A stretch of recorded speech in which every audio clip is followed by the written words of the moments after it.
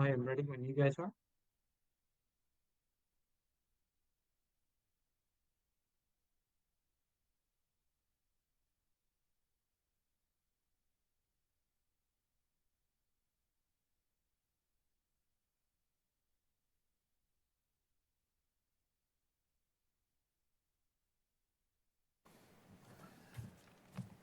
We have a motion to open. So motion.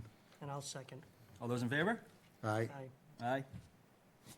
All right, away we go. All right, first on the docket here, special permit to extend a non-conforming use. One Elm Park, John Guilfoyle, owner of FKG Properties LLC, applicant. Tax map 10, parcel 39B, business zone. The applicant seeks a special permit to extend the existing legally non-conforming residential use on the second floor of One Elm Park for the creation of 4 dwelling units on the third floor. And we have the applicant here, so John, the floor is yours. Good evening. Good evening. It's good to see you all. When I bought the building that was previously known as 304 to 306 and 308 Main Street 5 years ago, I knew that I was buying a project, and that was what I was looking for. I've bought and sold commercial real estate in the past. I've done some work in improving kind of old office units in the past. And as a Groveland resident, I'm by John Guilfoyle, 5 Katy Lane, Groveland. As a Groveland resident, I knew the building. My wife and her whole family are from Groveland. I ate at the Groveland Diner many times when my nieces were young. And, we all know that building. When it came for sale, I'm pretty sure I made the first and only offer. It was full price the day it went to market, and I bought the building. And I knew it was going to be a project. It's a building that's been occupied in some capacity for 100 years. The Stark and Kronk, the Stark family, operated their business for 5 or 6 decades consecutively out of 3/4 of the first floor. And Sheehan's, the diner, occupied a chunk of the first floor for decades concurrent with that. When I bought it, 2/3 of the building was vacant. So all of that consecutive, consistent use had ended, and the building was in as-used shape. We've spent the majority of our time so far improving the systems and the first floor, which was in tatters. It was again used for decades without a break. Layers of flooring and not to code, and there was no semblance of ADA thought of when this was built, obviously. So we met with the planning board in December. We received a special permit. We met with Mr. Jocelyn, and we built out the first floor. And we made the first floor ADA compliant, which adds a degree of ADA compliance to this building for the first time. We were able to build out the Stark and Kronk unit into Unit 1B, which now in its 3rd month of operation has the West Newbury Learning Center. It is a kids programming place licensed for 10 or fewer children at a time. They've had a great run. So far, their building was sold from under them in West Newbury, and we were able to take them and bring them into Groveland and make them an operating business. We have Unit 1C, which is our first and only ADA compliant apartment dwelling unit on the first floor, and that solved a major problem for us. When we were going about this process for the last several years, the 3rd floor had been a question mark for me from the get-go, and because ADA was going to be a question. We knew that the building was not meant to be, not designed to be fully ADA compliant. Even on the 2nd floor, there's multiple stairs in the middle of the atrium on both sides. You cannot have an elevator even service the 2nd floor fully. So the cost of making the whole building compliant for commercial use was impossible. And the banks were not interested in financing $500,000 for an elevator and kicking a bunch of folks out of their dwelling units to build one. So the thought came, working with Sam Jocelyn, who's been a great resource to all of us, and I'm sure you all know that. The idea was we can make an ADA unit on the first floor, and that will satiate ADA use for residential. That led us down this rabbit hole here.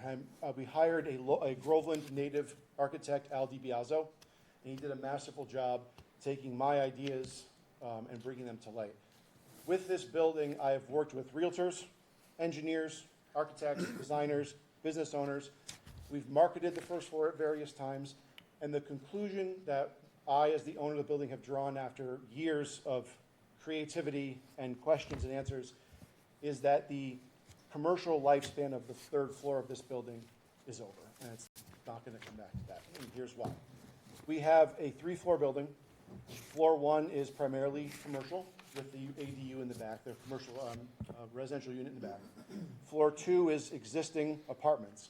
For about 5 decades or more, there's been apartments there. I believe it's 3 one-bedrooms and a 2-bedroom. There's like a big closet in the second one, but it's used as 3 one-bedrooms and a 2-bedroom right now. Then the third floor is officially today commercial. One of the problems with that is you have to walk past all those people's doors to get to the third floor. So if we put a business or more businesses on the third floor, you'd have customers, employees, maybe even the public walking through the residential part to get to the commercial part. And it's stairs only. It's just not desirable for commercial use. We also have a challenge of the third floor because it has 20-plus foot ceilings. The rest of the building has 12 to 14-foot ceilings. Third floor has 20-foot ceilings. Really, it's 2 stories and one, the third floor. Half of the third floor used to be the banner factory. That's been gone for 24 years. JGPR, my public relations agency, has been occupying that section of the third floor for the past 2 years because I own the building and because we were renting in North Andover during COVID when our company outgrew our space in Georgetown on Prospect Street, and we were paying almost $4,000 a month in rent. So we decided to move, even though it was up the stairs, we moved up to the third floor, which was a built-out space, and have been occupying that ever since. Our intention is to move our business to the first floor, the identical footprint from floor 3 to floor 1, and that will fill the first floor. And that leaves us with the Elm Park Lofts, which is the project that we're presenting to you today. The proposal is to convert the third floor to match in quantity of apartments the second floor, so that the second floor and third floor will each be 4 apartments, fully residential. You also have the entries to the building. The front and rear entrances going up the stairs are the only ways to get in and out of those. So you will not go past the commercial units. And the commercial units will not go past the apartments. They'll have their own entrances to get into the building. So the second floor is existing residential. We will convert the third floor, with your permission, to 3 one-bedroom loft apartments. And that allows us to solve the high ceiling issue. Otherwise, you'd be building massive walls everywhere. It'd be a challenge to heat. And you have the printout as well, and you have it digitally as well. We're going to build, with your permission, in that other side of the third floor, which used to be a dance hall. It was a stage, a wood-burning stove, and a massive open floor where people gathered by the dozens and danced the night away. Obviously, we're never going to have that on the third floor of a building again, but that's what it was. Big open space, it's raw, and it has high ceilings. This preserves the character. There's giant exposed trusses and beams. There's huge cornices on those trusses.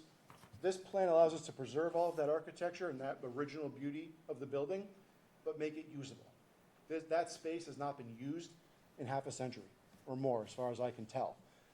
By building the 3 one-bedroom loft apartments, we'll have 3 dwelling units in that stage environment with a sleeping mezzanine or bedroom above that with a rail open to the below. It's an industrial-style loft. Nothing like that exists in Groveland. It would be a desirable dwelling unit with views of Elm Park, with views of the river, etc. The current JGPR office, under our proposal, would be converted to a 2-bedroom apartment. It's bigger, but it has a finished 14-foot ceiling with utilities above it. It's not feasible to tear that out and try to build more apartments. We can convert that into a 2-bedroom with the existing office and conference room, the kitchenette, add an island with an oven, and then put a shower in the existing bathroom. And you have essentially a nearly finished 2-bedroom apartment. We believe that this is beneficial to the building and to the town for a number of reasons. For the building's been largely empty for a long time. It's existing space that has not been properly, or in this case at all, utilized for a long time. This completes the building, breathes brand new life into this structure, which is the first thing you see coming across the bridge from Haverhill. And it allows me to fill the building, which has not been done in a very, very long time. On the town side, this puts 4 new units of housing into the town's housing stock. It contributes to the Affordable Housing Trust or inventory. And it puts single bedroom units that are very rare in Groveland into the market, all without putting a shovel in the ground. In fact, there will be no difference from the outside.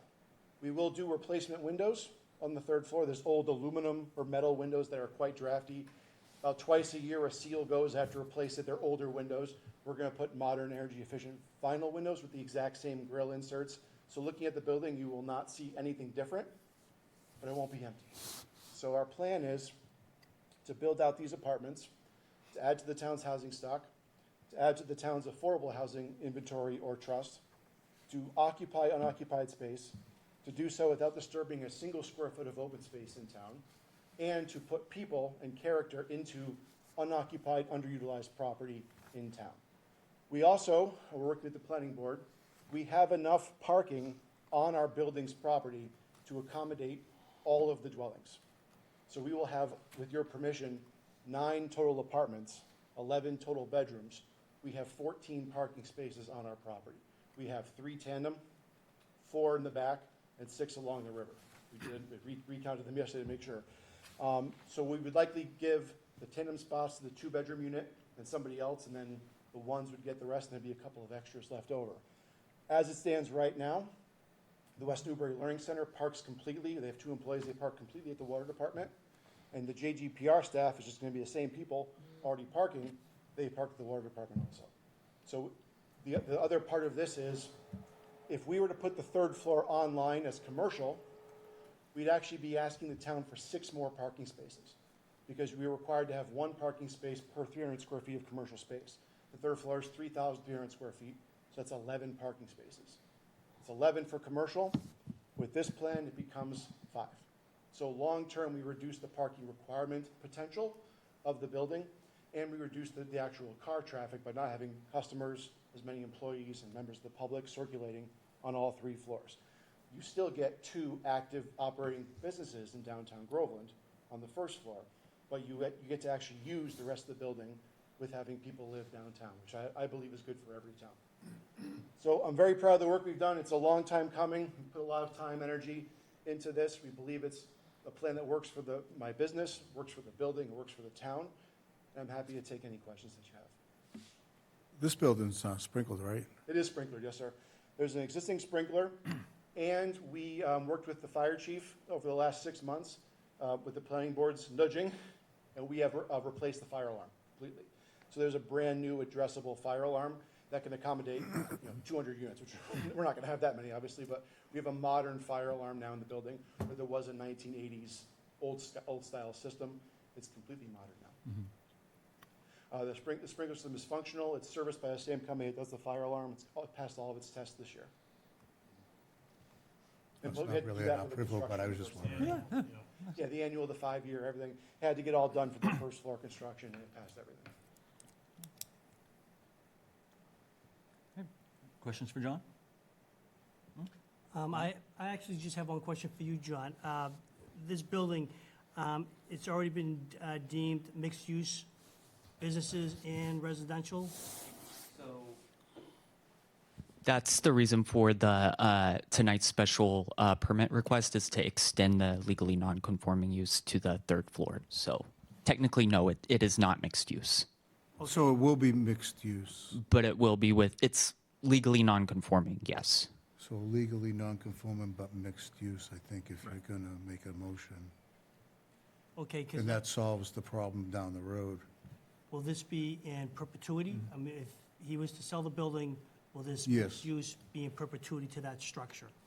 Correct, So yeah. the next owner wouldn't have to come before us to ask for this same type of permission. Once we deem it appropriate and it passes this board, that will be it. I need to double check the bylaw for that. I know some special permits are not allowed to be transferred and some can be. Right. So I can get back to you Special- regarding. Special permit in the aquifer Okay, needs to have zoning approval, okay. and I don't think this is in the aquifer. Right? Yeah, Yeah. upon sale or transfer, yeah. Yeah.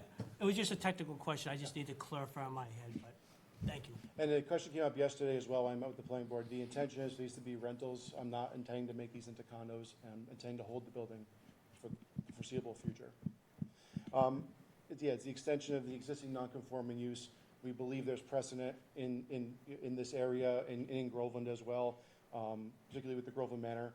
That's in the same type of area as us. That's actually light residentially zoned, and they recently rebuilt one of their buildings, slightly larger.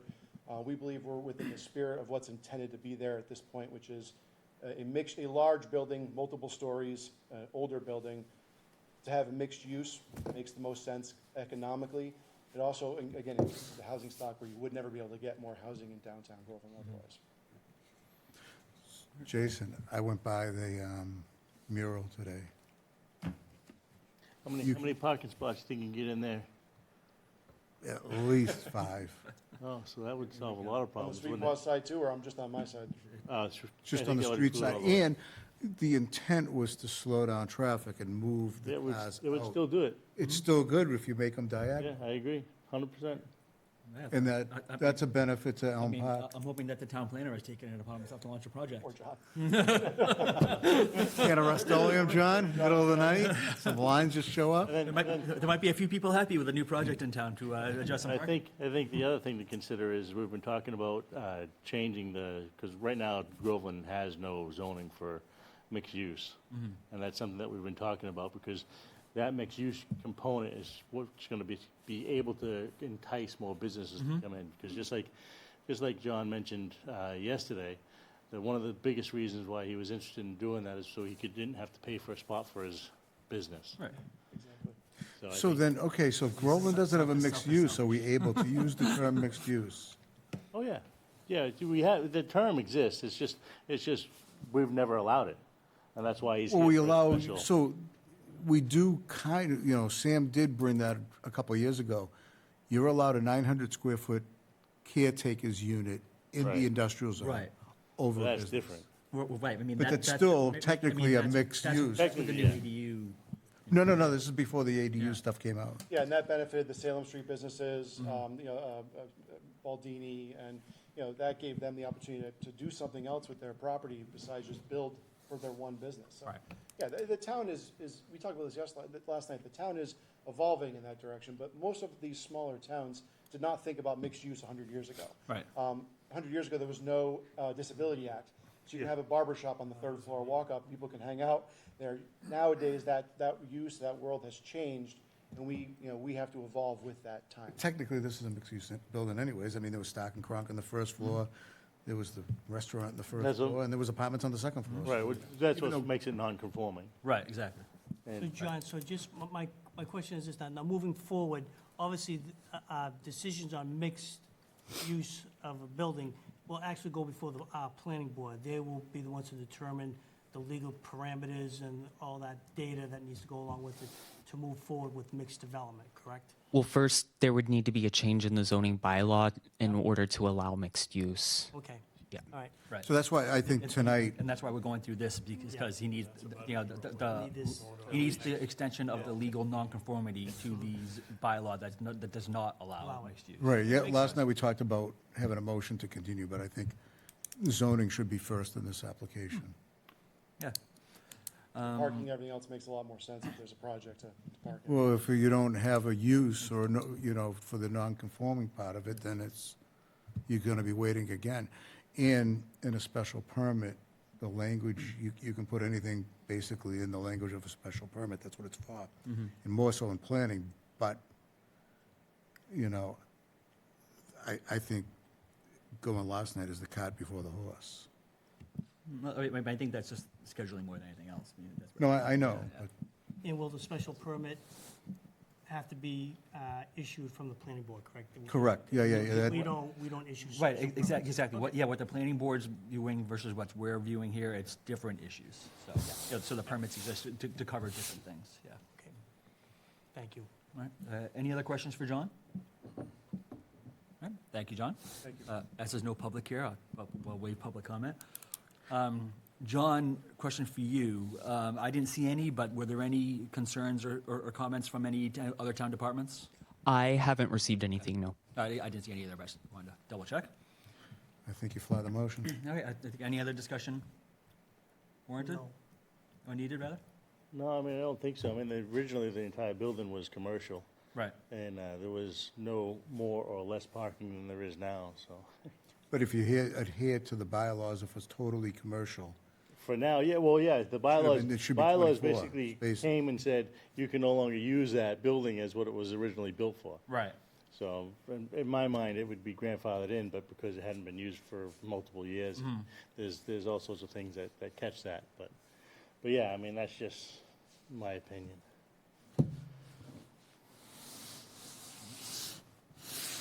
I say fly the motion. If there's no other concerns? Nope. And this is a special permit as well? So this is 4 out of 5? All right, I will make a motion to approve the application for Well Elm Park seeking to, a special permit to extend existing legally non-conforming residential use on the second floor to the third floor for the creation of 4 dwelling units. Second. Second, all those in favor? Aye. Aye. Motion passes. All right, thank you, John. Congratulations. And good luck. Right, When do you think this project will be done? So, don't hold me to it. as soon as the parking's approved. We have 3 potential finance vehicles, Mass Development and 2 banks have all expressed interest in funding. When you're adding new housing stock, banks get very interested in that much more than, oh, I want to build 17 offices. They like the apartments a lot. So funding is going to be the next step after the planning board, assuming there's no other hurdles with planning. Based on how we did the first floor project, I would say by this time next year, if things go well, we should be looking at showing at least the first 3 apartments. Very good. Thank you. All right, Thank you Godspeed. for your time, everyone. Thank you. Thank you. Good luck.